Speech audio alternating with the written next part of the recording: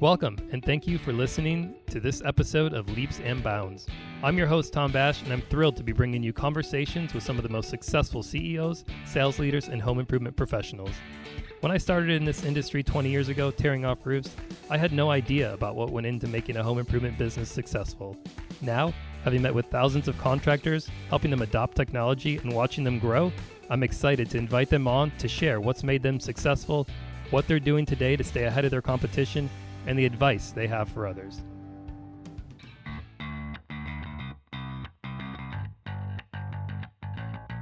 On this episode, I'm joined by Michael Lyons, corporate sales trainer at Long Roofing. Having graduated with not one, but two college degrees during the height of the 08-09 recession, Michael took a job as a window sales rep and never looked back. Today, he trains sales reps on how to be successful by always focusing on the why. We'll explain what that sales training looks like, what role technology plays, and how even the smallest companies can ensure proper training while not investing huge resources. So let's get this show started. Hey Mike, how you doing? Good, Tom. How are you? Good. Thanks for coming in. Yeah, absolutely. We're actually in the studio recording this. I know a lot of these I do like remotely, so it's good to see people. Yeah, it's good to see your face. So, I know we've done some webinars in the past. Long's been a long-time user of Leap, but I want you just to tell us a little bit more about who you are and what you do with Long. So I've been with Long now almost 8 years. I started off as a window sales rep, moved from there to roofing, and then in time moved into the corporate sales trainer position. And it was interesting when we first started, and they said, "Hey, let's do this, and let's have a trainer position." I don't really think the powers to be thought that a trainer position was worth it. Yeah. And we didn't really have a set training schedule. You kind of came in, a little bit of product knowledge, and then you got an attaboy and good luck on your first lead. Right. So we created the sales presentation, and it was definitely a paper flip book. Then we moved into Keynote. Since then, we've now moved into Engage, which is an awesome tool. And then we realized, why are we writing the same name, the same number, the same email 5-6 times on a contract, and then addendums and all that. Yeah. And we were at the QR 500 at BWI and saw Leap and started talking to Steve and got into talks with you guys, and it made sense for us to kind of move to fully digitalizing everything that we do, which has been wonderful. Yeah, a buddy of mine he tells this good story when he started at a roofing company. They wrote the name of the homeowner down 27 times. By the time the lead came in, it was insane. Yeah, just to pass it off and say, here's your lead, and you got a paper or a text of a picture of what was in the computer, and then you went out and you wrote it on your needs assessment, you wrote it on your measure sheet. It's wonderful to have all that automated now. I still remember, we and maybe companies still do this, but they'd actually like print out a Google Maps like driving directions for the crew. I have on heard paper. that. Yeah, yes, I have heard that. And it's like, it's funny. Sometimes we still did that, but now with GPS, everybody's got it in their phone. They can type in the address and be there. But just funny how antiquated the industry was, even just, 5-10 years ago. Yeah, it's not that long ago. Some people I talk to, and it's we're using technology, and awesome. What are you using? And we got an Excel spreadsheet, and we use Google Maps, and and that's technology for them. So it's interesting to see how much it progresses in the short time. Now, how'd you get into being a window salesman? Did you grow up thinking I want to be in home improvement, or? That was always my dream. Yeah. No, not at all. When I graduated from college in 2009, there weren't many jobs. I was in the finance. No, you have 2 degrees though, right? I love how you love to say that. Business and economics with minor in finance. So that was the goal. But obviously in 2009, that was not a great major to have. Right. Nobody wanted to hire. And I had a family member of mine that worked at a window company in the area and said, hey, come over here and sell windows. Yeah. So I don't really know what to do. They'll teach you. And that's really where the foundation came from, where the training came in. And really where I knew that being a sales rep was just kind of the means to an end I wanted to teach, because I was able to be taught something that I didn't know anything about, and then make a good living, and provide for my family, and buy my own house, and et cetera. So that's kind of where the path kind of led to. Now, Long doesn't. They've got a. This is pun intended, right? They got a long history. They do.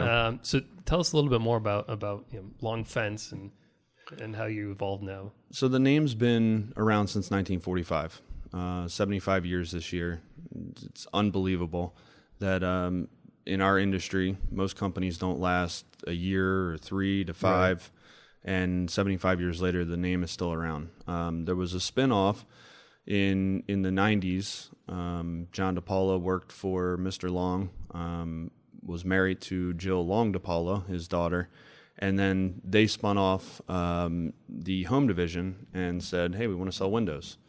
It didn't work with the same model that Long Fence did, so they made it completely separate. And 1994, started the home division, and now 26 years later, our main focus is roofing.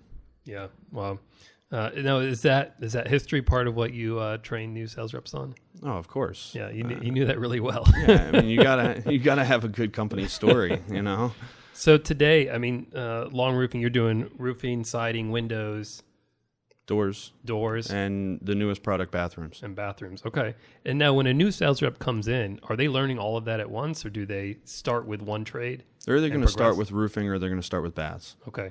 So those do roofing, window, siding, doors. They're going to be learning that eventually. Yeah. Baths is going to be baths. Yeah. So the bath division is really taken off and very successful for us. That's awesome. What does a sales rep have to do to be able to sell the other trades? Have to have a proven track record of success with roofing or with baths?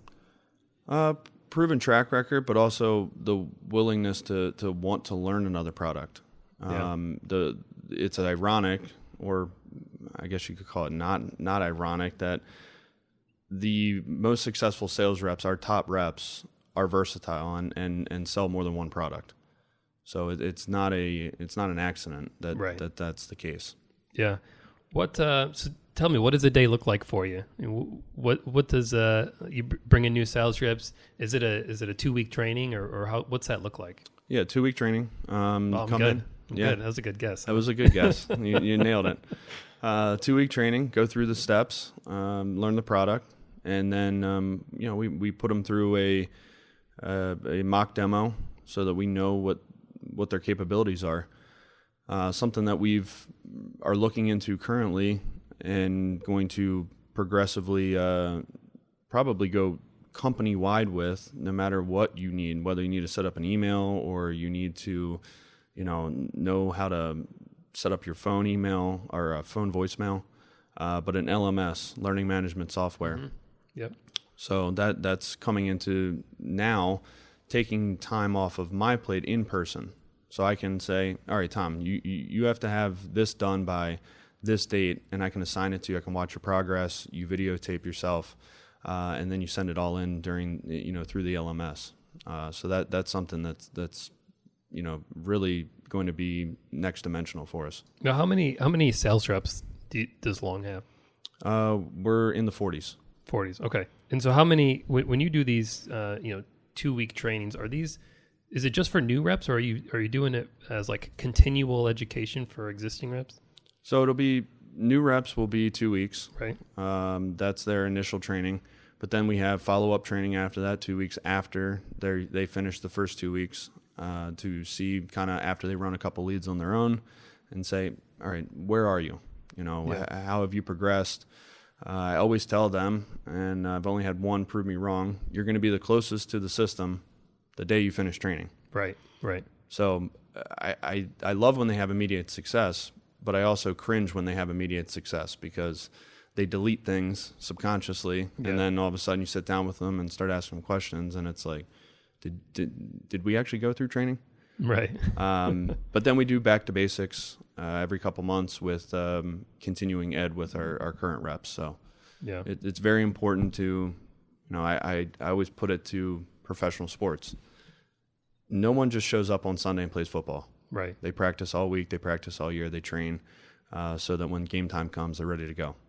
Yeah, it reminds me of being in the Marine Corps. It's like you just drink from the fire hose during boot camp, and when you get out, you're never going to be any more fit than you are after those 12 weeks, Right. and you're never going to know as much about it as you do right then. So I guess that same type of feeling happens even after sales training. That's awesome. What do your sales trainings consist of from a is it a sales process? Is it a 10-step plan, a 12-step plan? And then how do you sprinkle in the elements of technology throughout there? So it is 10 steps. See, I'm getting good at this guessing You are game. good. Yeah. You've had a couple. I gave myself 2 options that time, though. You did, 10 or 12. Some are 7. But it's really all the same psychology. Yeah. Whether it's 7, 10, or 12, the argument is what do you break up? Do you put 2 steps together? Right. But it's the same process, same psychology through the sale. We want everyone to be able to be well-versed in the psychology of it. It's all about the why. The why is everything. Why are you saying what you're saying? Anyone can memorize anything.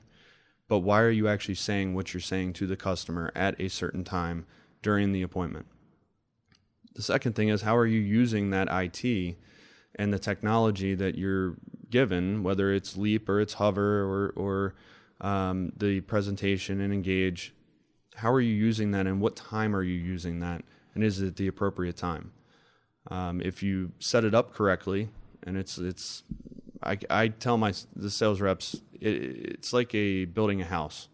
You can't put the roof on if you don't have a foundation, and you don't have the framing, and you don't have the windows in. It doesn't make sense to start at the top and then work your way back. So when you get down to presenting the investment to the customer, it's exactly that. Here is your investment. We've already built the value, and this is why you should move forward with us. So do they have a script that they use, or is it back to your why are they doing it? Is it understanding each process of the 7-step or 10-step process? I would say it's both. There is a script, but the script doesn't mean anything if they don't understand why they're actually saying what they're saying. Sure. Yeah. Why are they asking? You're asking a question for a specific response, right? And correct. Then based on that response, they're going to do something else. That's interesting. So walk me through what's the first week look like for a new sales rep? Well, first we get all the fun HR stuff out of the way. Right. That's always good times. Then we go into the entry. How do you walk up to a house to a stranger that you've never met before? Now, granted, they've booked an appointment. They know we're coming. We're not knocking on doors and saying hi, and they don't know us, but we don't know that person. And I always tell every rep, you have to do 3 things. First, you have to make friends. Second, you have to solve the problem. And third, you have to make the investment affordable and make sense to them. If you don't do those 3 things, then you're not going to be successful in this business. So that first week, it's really just going through your entry, your warm up. How do you talk to people? How do you figure out what their needs are? So many sales reps want to push a product that they have available without listening to the customer. Yeah, right. So we go back to the old saying, you have 2 ears, 1 mouth. Use them in that ratio. Yeah. And listen to the customer and ask them questions of why they want this or what their problem is, and then solve it. Don't solve a problem that you don't know that isn't there. Yeah.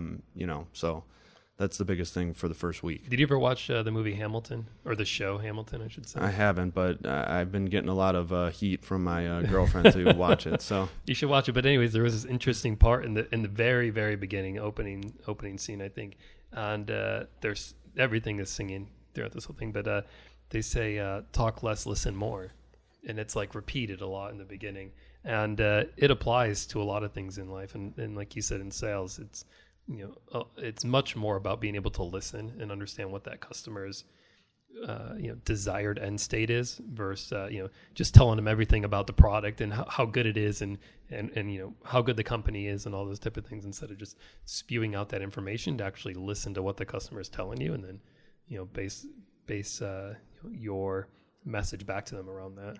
Well, I think I couldn't agree with you more. I mean, we've been taught, especially our generation. How many times were you told when growing up, like, stop asking so many questions, stop asking so many questions? And we eventually did. Yeah. And then with social media, as wonderful as it is in so many aspects, it made us stop asking questions. Yeah. We speak in statements now. We post statements. We don't post questions. And when you kind of sit back and ask the customer, what do they want? You find out exactly what solution you need to give them. Yeah. So it's very important to ask questions and not just go in there. And I have reps all the time. Well, I did everything, Mike. I said everything. But why did you say it? Why did you say it there? Why didn't you say it there? And what was the reaction to the customer? Well, I don't remember. Okay, well, that's because you weren't paying attention. Right. You were just worried about the next thing you were going through the motions, motions, right? Yes. Yeah. So if that's week one per se, what's week two look like? Week two is a lot of product. Okay. Getting into the options in the market, the products we offer, and then how to present the investment to the homeowner, where it gives them multiple options to make the best educated decision that they can make based upon the education we've given them in the previous 6-7 steps. Yeah. How do you? Well, I'll save this for later. But what's your positioning around financing? Like, how do you bring up that conversation? How do you teach the sales reps to offer financing? They offer two options. There's two options a rep can or a customer can do. They can either pay cash, or they can use a flex plan. We don't like the word finance. Sure. Nobody likes financing anything that Sure. incurs interest and all that. And it's do you want to go with this plan or you want to go with this plan? Yeah, and they're offering it. They're doing that every time, right? They're not. Every single time. Yeah, so they're not going to pre-qualify that customer in a manner of, or using it as a last-ditch effort to close the job. It's something that is offered every single time at every sale. Exactly. Let me ask you this: you've bought a car before? I have. Have you ever been offered the cash plan when you buy a car? No. Okay. I actually had to ask for it one time because I was trying to drill down on that, what that number was, right, instead of just the monthly number. Yeah, because they come back with and that's the difference. I mean, a lot of times you go buy a car, you ask any of your friends, ask your loved ones, hey, what did you actually pay for that car? Yeah, they tell you a monthly payment number. They won't know. Right. They might not even know the APR. Yeah. So we're very transparent in that and offer them everything. Here's your total investment. Here's what the down payment would be. Here's your monthly. Here's the APR. So everyone knows what they're doing and on the same page. Yeah, that's good. I think a lot of companies are scared of financing, and I talk to so many companies that it's a pretty important piece of their entire sales process. And some companies are as much as I've heard like 50% of jobs are financed. I shouldn't say as much as, but that's a big number when a company that's doing $100 million a year and half their business is finance volume. So I think it's certainly important, right? And I would even argue that most companies are more than that. Yeah, sure. Especially if you're selling a high ticket item. You look at windows, you could buy a couple windows and kind of self-finance them. Yeah. And then buy a couple more, a couple months down the road, and you're paying cash. There's no option to do half the roof. Yeah. So it's a bigger investment, and that option has to be there. And that's where a lot of the smaller companies that are scared of it because they don't understand it. I think that's the number one thing. Two, they don't want to pay the contractor fees.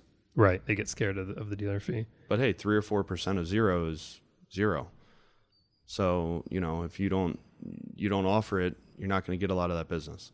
Yeah, and it's I try to tell contractors, think of it as another line item for material or labor. Like it's just another cost to be included in that project cost. I think a lot of contractors just want to they don't account for it, and then it eats into their margin, And so they're looking at it as like an extra cost and not a cost of goods, sold, because it's a piece of doing, it's a piece of that job. It's a piece of doing business. Yeah. I mean, are you not going to take a credit card? Right. If somebody wants to pay with a credit card, are you going to take it? Right. Probably. Yeah. So why not offer financing? Yeah. Yeah. No, I preaching to the choir, but it's good information that I think a lot of people are interested in. I think I heard that 3 to 7% of roofing jobs are financed, and it's something like 50 to 70% of HVAC jobs are financed. So there's a big difference in the amount of roofing contractors that offer financing versus the amount of, say, HVAC window companies that offer financing. It's much more prevalent in those markets as opposed to roofing, and I think a lot of that is the fear of the unknown and the fear of being able to account for a dealer fee and those type of things. Most people are scared of what they don't know. Yeah, absolutely. So once I'm in a couple networking groups and talk to companies that are smaller and bigger than us and right around the same size, and it's always the smaller ones that are like, I don't really want to get involved in that. Yeah. But why not? Yeah. Again, go back to the why. Right. Well, why don't you? And the answer is always like, well, we just never have. Okay, well, why don't you try it? And it's not going to take any business away from you. Yep, absolutely. I want to talk about, you mentioned Leap, Hover, Engage. I know you use a lot of other software and technology. How do you, two questions. How do you, integrate that in the sales rep's journey of a new sales rep and getting them acclimated to that technology? And then 2, has it helped you, I don't want to say shorten the sales training, but, with Hover, are you still having to teach them, how to measure? With the sales presentation, are you still teaching them maybe things that they have to do within like a PowerPoint before, whereas now they're using Engage? And of course with Leap, what are some things that throughout this sales training you've been able to sort of automate with technology versus as before? How were you doing it before as to compared to now? Well, I want everyone to know how to measure, because it's important to measure by hand. Yeah. Because you have a better understanding of what you're doing. It's not just, all right, let's snap 8 pictures and we get a measurement back in 30, 45 minutes. Sure. That's wonderful. It's great. And the 3D model's, a wow factor for the customer. But what happens when you're out in, West Virginia or the middle of Virginia in the mountains and you don't have service and you can't upload the pictures? You don't know how to measure. Well, you don't know how to quote the customer. So it's all about, if we're in those situations, which are few and far between, but when we're in those situations, can we still offer and give the customer what they want? And that's an investment in a quote. So do you teach them the hard way first? Like, let's go measure a roof, teach you out, and then, by the way, absolutely. Now you get this software. Yes. That's going to do it all for you, but just in case, Because if I lead with Hover, right, when I take them out to an install, they're going to be looking at me like, I don't really need to pay attention to this. Right. So yes, I teach them in person how to measure, and then, hey, by the way, we have this, and it's never like, oh man, that's going to be difficult. I feel like that's in school. They teach you how to do math, and then they're like, oh, here's a calculator. Yeah, that's the same. Yeah, it's a good analogy. Yeah. It's exactly the same thing. But as far as Engage makes it so much easier for the back end. It's not so much for the rep. It is more interactive. It's right. Awesome for the customer than using Keynote, PowerPoint. They just scream early 2000s. Sure. They still do. Yeah. The Engage makes it just very fluid throughout the appointment and very interactive, and hence their name, engaging for the customer. Yeah. Yeah. And then Leap cuts out time. I mean, when I train Windows, which is not a thing we lead with, but we'll lead with roofing and bathrooms. And then when they want to learn Windows, we'll teach them Windows. And it's like, I can't tell you how much time I spent walking around a house writing the same exact thing down for all my line items of Windows, then pricing them all out, writing them all again on a contract, and then doing, your breakdown when you submit the job into the office. Now you can walk around with an iPad and copy and go one room, change the room location, price it all up, deactivate, activate, give them all sorts of options, and then write the contract, and all it is signatures. Yeah. It's a beautiful thing. Yeah, it's sort of like giving them an Excel spreadsheet or a sketch pad and then giving them giving them Leap, right? It's not even an Excel, like a pen and paper. Yeah. No, that's good. And then once a new rep is done with this 2-week training, they're then put out in the wild, right? They're now. Do you have multiple branches at Long? Yes, we have one up in New England. Okay, and then Canton, Massachusetts. Okay. So when a new sales rep goes out and they're at their branch, what's their acclimation to the market? Do they ride along with a sales rep, or are they given their first lead and they're told, go? So they do that during training. Okay. They'll go through shadows, usually start day 4 or 5, and rock and roll with that, and have them go out. And I like to get them out on at least a half dozen before they get out of training.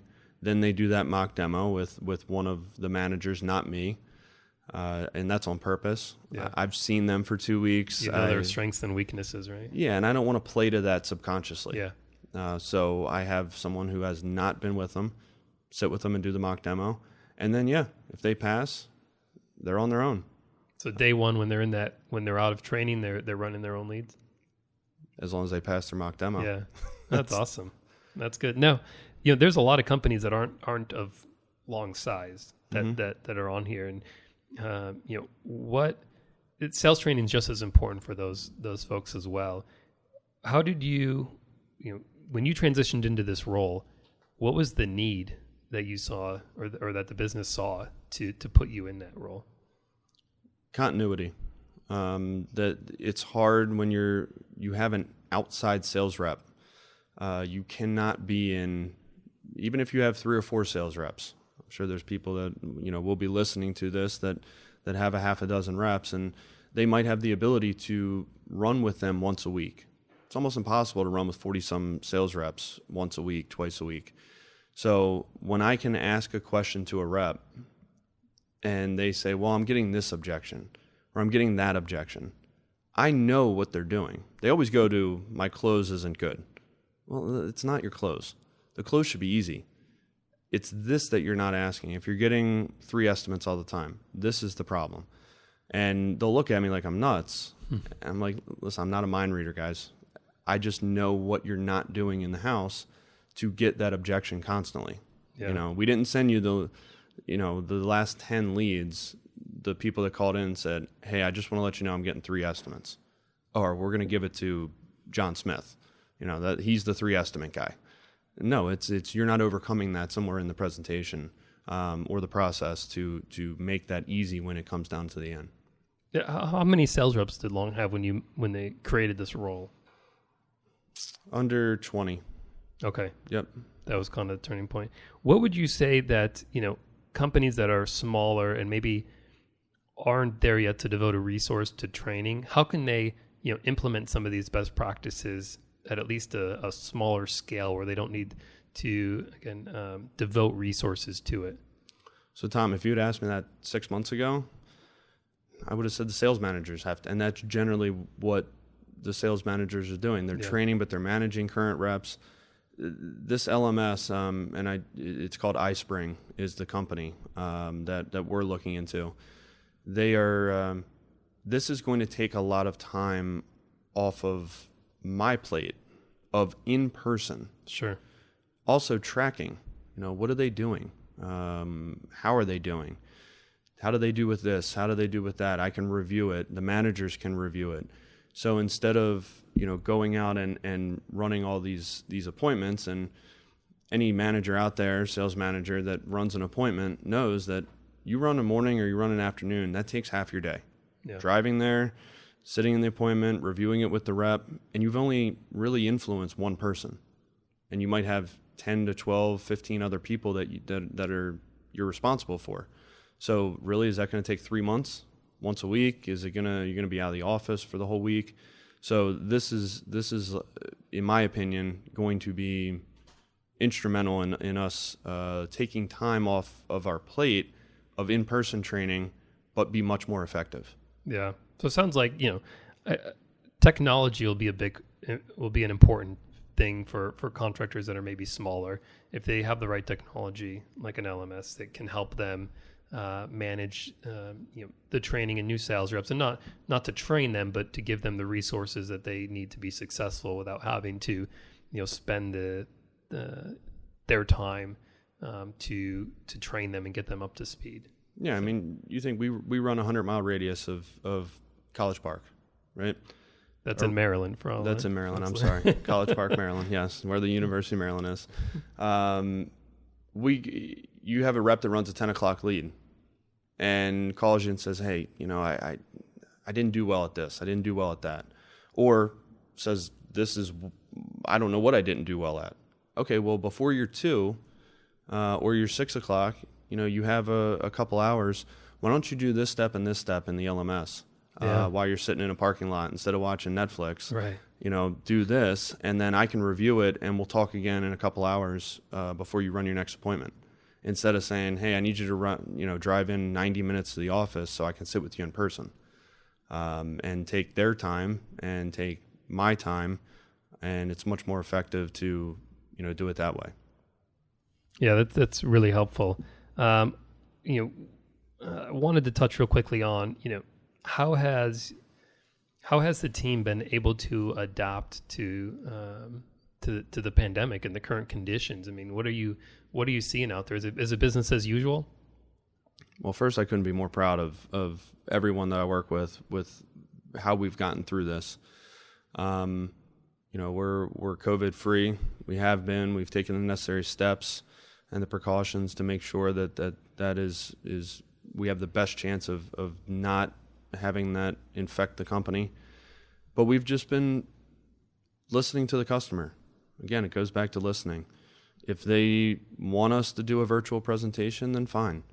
If they want us to come to their home, then fine. And what we've realized is most people are okay with us coming out. Now, we might have to take a table out and a couple chairs, which most reps have taken upon themselves to go get. So they carry around a folding table and chairs? Yeah, it's like tailgating. Yeah. You know what I mean? Tailgating roof style. Now, see, I'm originally from the Rochester, Buffalo area, so I'm a big Bills fan up there. And if you have a folding table in your trunk and you're near a Bills stadium, somebody's likely to get slammed through that table.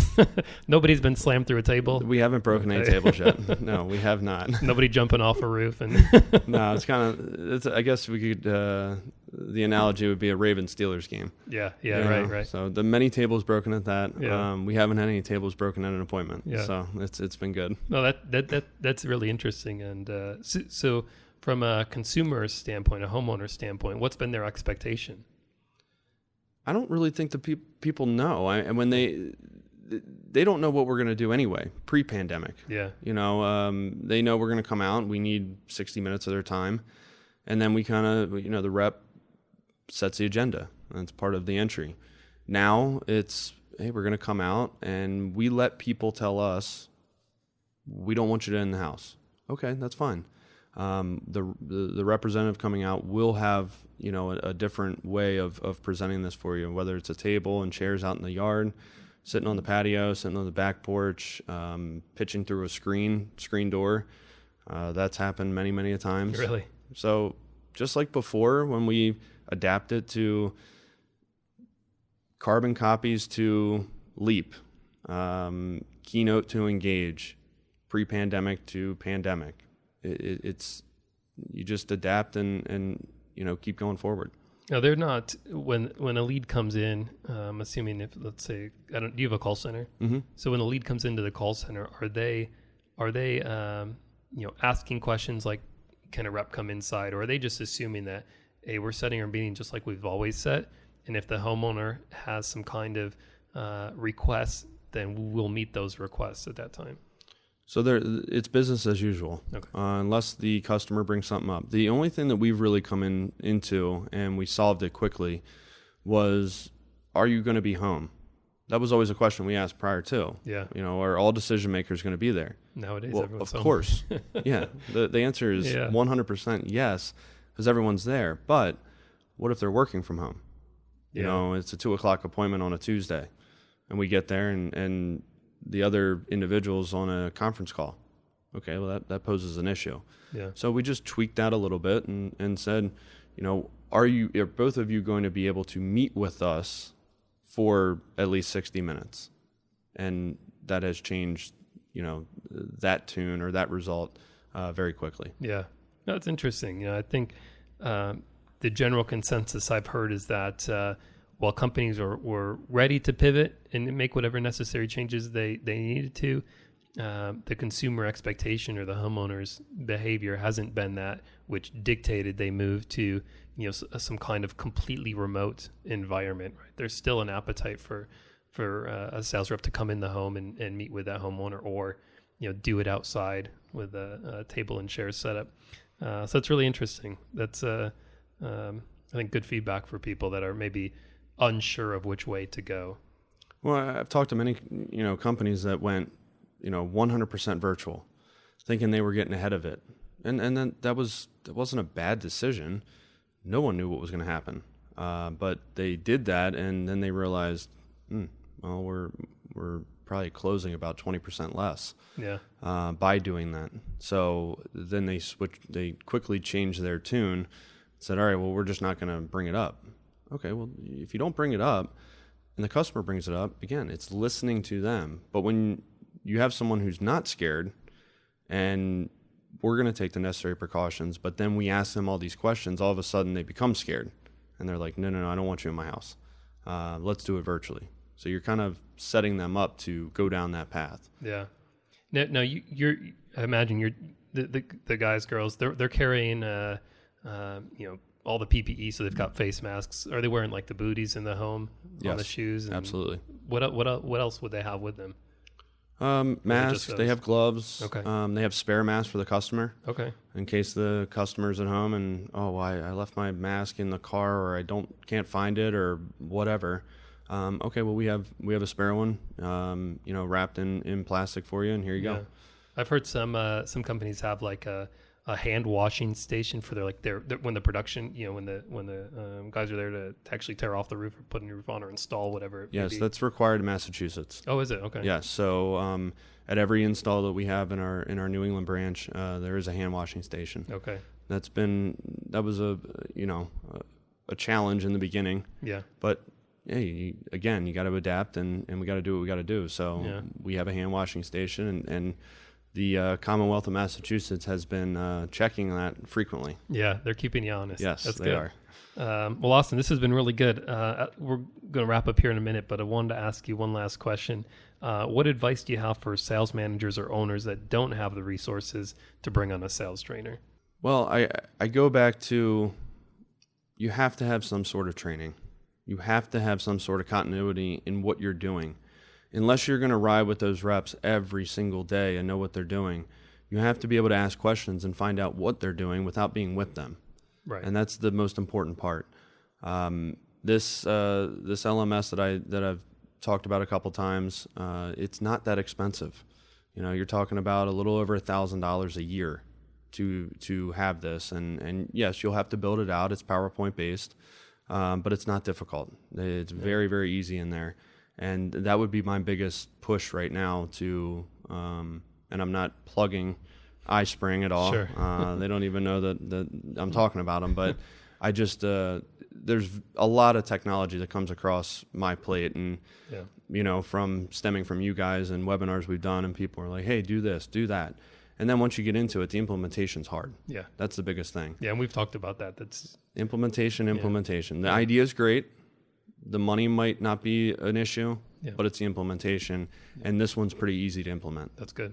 Yeah, no, that's great. I think at the end of the day, if I'm hearing you right, it's devote the time and energy to make sure that training happens, and that that doesn't mean that you have to ride along with that rep all the time, but put in the systems, processes, technology, whatever it may be, to help them be successful. Yeah, I mean, we used to put roofing on with a hammer and nail.